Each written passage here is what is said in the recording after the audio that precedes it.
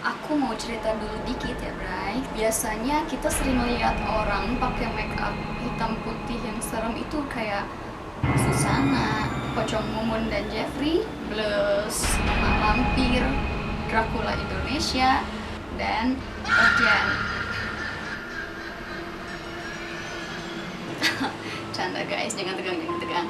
Nah, yang aku sebutin tadi itu kan cuma aktris-aktris di TV aja ya. Sekarang yang aku mau bahas itu orang-orang yang pakai corpse paint di dunia musik atau musisi yang pakai corpse paint.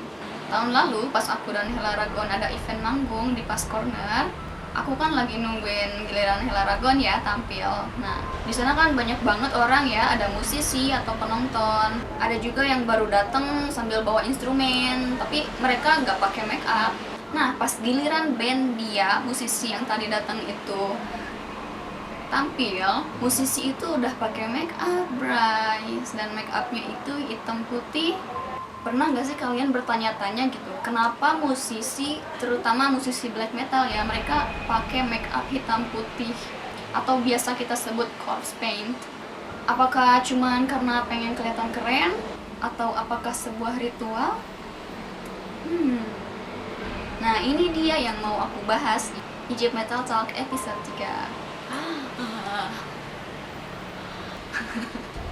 I'm a human, okay? Hey, focus.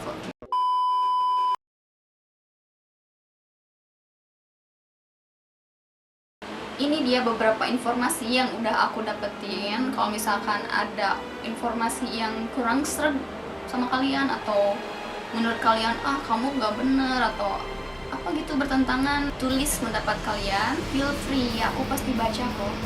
Aku seneng kalau kita bisa sharing.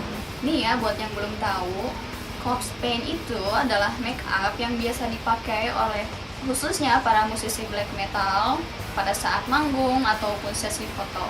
Terus kenapa sih mereka pakai corpse paint gitu? 1, biar mereka kelihatan kejam. 2, biar kelihatan seperti mayat, terlihat seperti setan. Dan corpse paint adalah salah satu aspek yang paling identik dengan genre black metal. Biasanya pemakaian corpse paint ini terdiri dari warna hitam dan putih.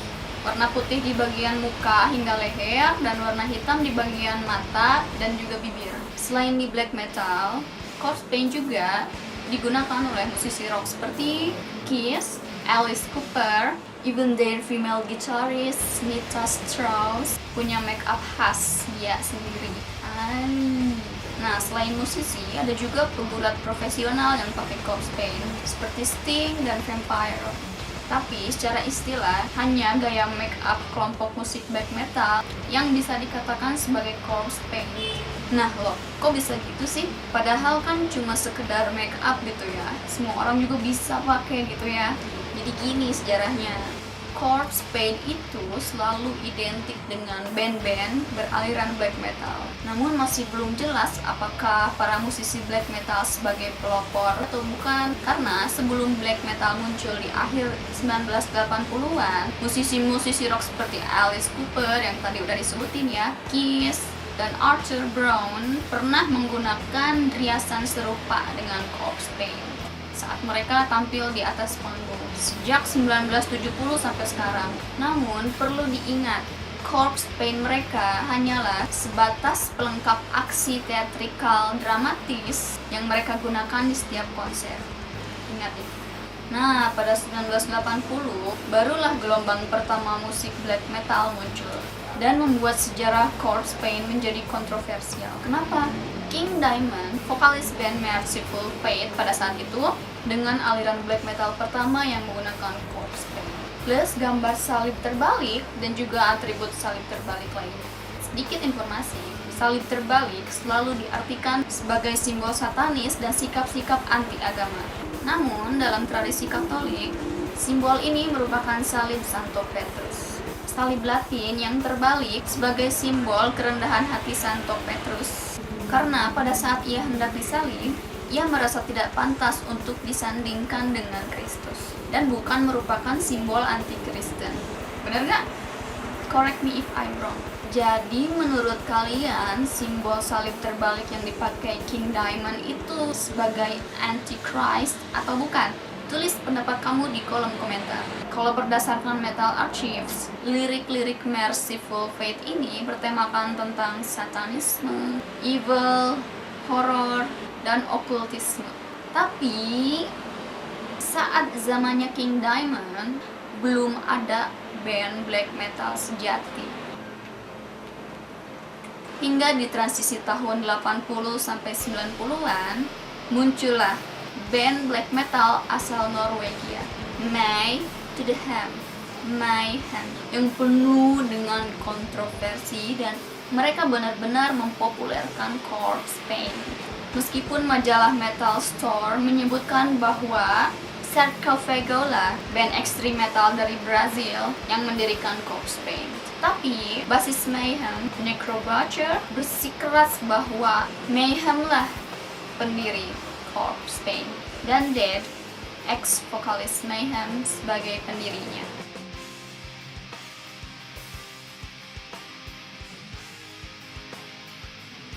Oh my god, he looks cool.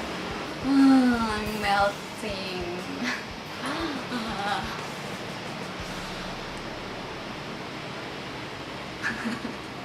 I'm a human, okay? So it's normal. Hey, focus.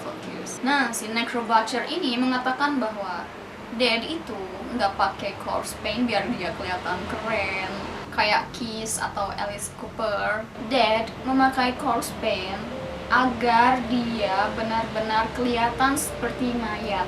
Di bahasa Sunda nama sanes dan kegayaan hungkul gitu. Mungkin Dead ini pengennya kayak gini kali ya. Jadi misalkan kamu lagi nonton konsernya Mayhem dan di sana masih ada Dead nyanyi dan pakai corpse paint, dan yang kamu lihat di depan mata kamu itu vokalisnya, dia itu mayat, dia itu bukan manusia. Dan itu mungkin yang Dead inginkan berdasarkan perkataannya Necrobutcher yang aku tangkap. Well, God, why? Udah ganteng gitu kan, rambut pirang, lurus.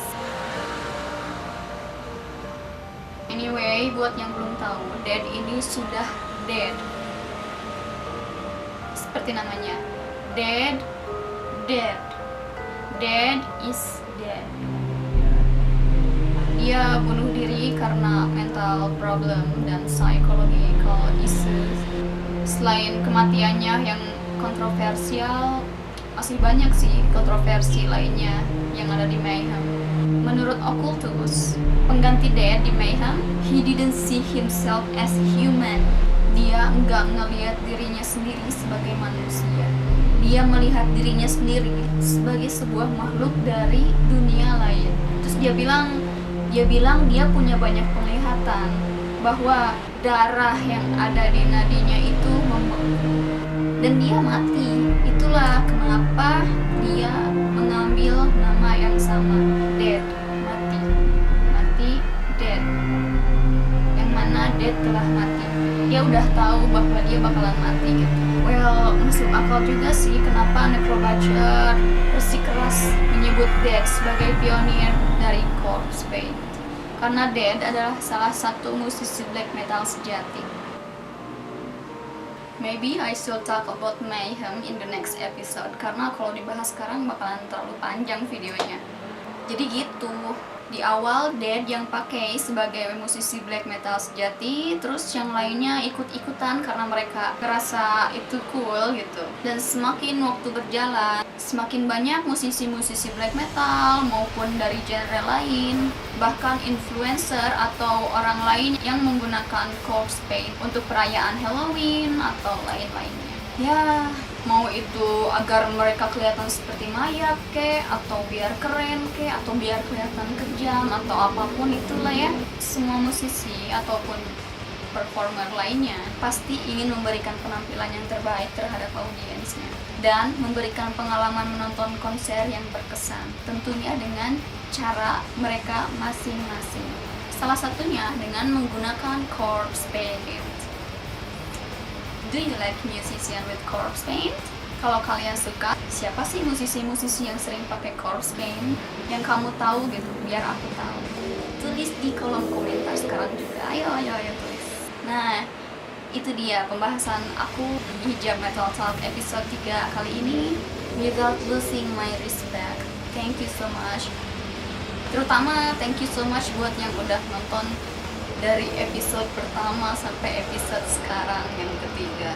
Dari menit pertama hingga menit terakhir. Thank you so much. See you in episode 4. Bye.